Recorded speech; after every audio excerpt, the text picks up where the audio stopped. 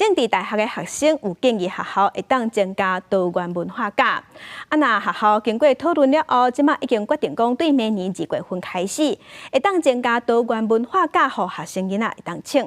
亲像讲，原住民族若是有祭典也是仪式的时，就会当请这个假。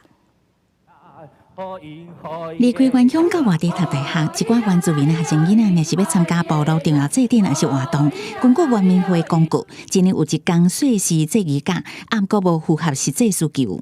1天的时间其实不太够，因为我们还有这个往返原乡部落的一些路程，我可能会因为只有1天，我就不去请，然后我就不回原乡去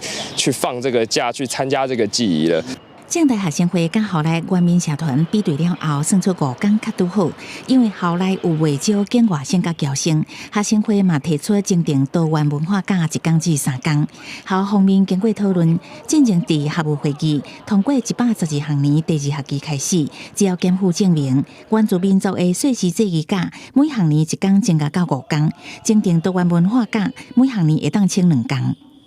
像是客家人的天穿日，那穆斯林的开斋节，或是泰国的泼水节，这些东西其实这些概念其实都放在这个假别可以请的这个里面。我觉得 OK， 就是既然规定都在那边了，然后也是正当的理由，可以鼓励我们多了解自己的文化跟我们旁边的学生的文化。政大算伫全国第先实施增订多元文化假，学生会讲代表性的意义真大。校务长蔡彦良讲，透过这个做法，表现学校支持多元文化，甲无共宗教。妈祖绕境对他是很重要的，他要去请假，这个也是可以这样。我们请假其实基本上老师还是要同意啊。那做学生想要对妈祖去示警，煞拄着考试，政大是讲是毋是准假，后续要补课还是补报告，这是老师的权限。修课要有一定的学习成果检验，袂因为准假都无学习的要求。记者综合报道。